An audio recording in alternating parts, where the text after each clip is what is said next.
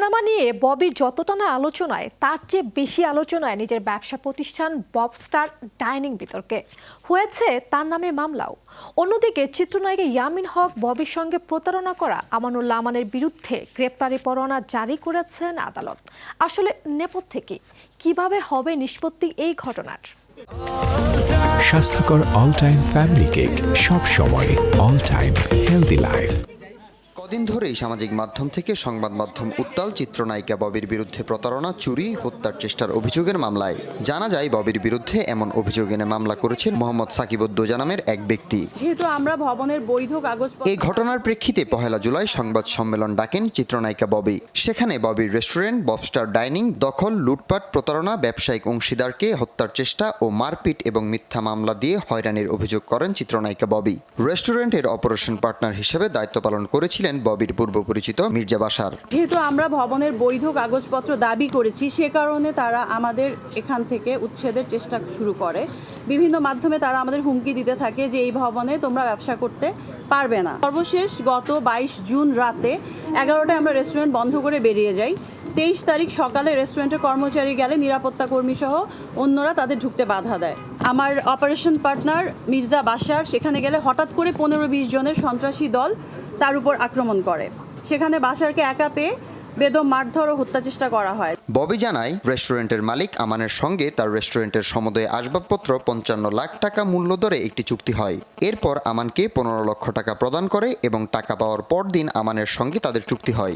চুক্তি অনুযায়ী তাকে 15 লক্ষ টাকা এবং 25 লক্ষ টাকার দুটি চেক প্রদান করা হয়। তাদের প্রতিশ্রুতির পর আমরা আমানকে 15 লাখ টাকা প্রদান করি, 15 লাখ টাকা প্রদান করি। টাকা পাওয়ার পর দিন আমানের সঙ্গে আমাদের চুক্তি হয়। চুক্তি অনুযায়ী তাদের দুটি চেকও প্রদান করি। ববির সংবাদ সম্মেলনের পর 2 জুলাই সেই রেস্টুরেন্টের মালিক আমানুল্লাহ আমান একটি সংবাদ সম্মেলন ডাকেন।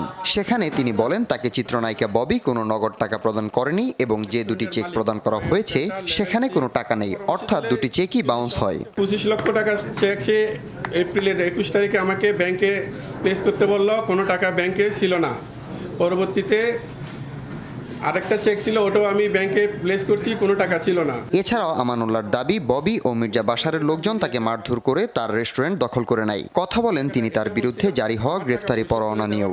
আজকে কোর্টে শুনানি ছিল, আমার লয়ারের ডকুমেন্টপত্র সাবমিট করছে, পরবর্তী শুনানিতে জিনিসগুলো আসবে, তখন কোর্ট সেটা জিনিসপত্রের দিকে কোর্টেরটা করে বিচার করে দিবে। আমাকে তো অলরেডি একবার মারছে, সেটা নিয়ে আমি জিডি করছি, আমার গুলশান থানায় জিডি করাই আছে। ববির কথিত সন্ত্রাসী যেকে ববির ওই বাসাতে ওকে ওয়াইফ বলে, মিসেস বলে পরিচয় দেয়, সেটা যদি আপনারা আরেকটু সংক্ষেপে জানতে চান, ওরা এখন যে বাসায় আছে বাসারে ওই বাসার বাড়িওয়ালার কাছে গেলে ওরা বৌজমায় পরিচয় দিয়ে কিন্তু বাসা নিছে। এদিকে রেস্টুরেন্ট ভবনের এজিএম মোহাম্মদ সাকিবউদ্দৌজা দাবি করেন আমানুল্লাহ আমান ভবন মালিককে না জানিয়ে ববি এবং বাশারের কাছে রেস্টুরেন্টের সকল কিছু বিক্রি করে দেয়।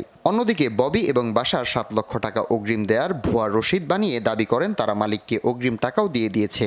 না, জানানো প্রথম অবস্থায় হয়নি, পরে জানানো হয়েছে যে আমরা এই শুধুমাত্র এই জিনিসগুলো ইন্টেরিয়র আর আসবাবপত্র সবকিছু বিক্রি করে দেওয়ার জন্য একটা এগ্রিমেন্ট করছি। আমি ববির কাছ থেকে 2.5 লক্ষ টাকা ভাড়া নেয়। ওই নাম্বারে যে মানি রিসিপ্টটা ইস্যু হয়, পরবর্তীতে ওই একই মানি রিসিপ্ট দিয়ে ও 7 লাখ টাকার একটা ভুয়া মানি রিসিপ্ট বানায় বলতেছে কি যে আমি বলে তাদের সাথে এগ্রিমেন্ট ছাড়াই 7 লাখ টাকা নিয়ে নিচ্ছে। ত্রিমুখী এই লঙ্কাকাণ্ডে চলছে একে অপরের প্রতি দোষারোপ ও মামলা মোকদ্দমা।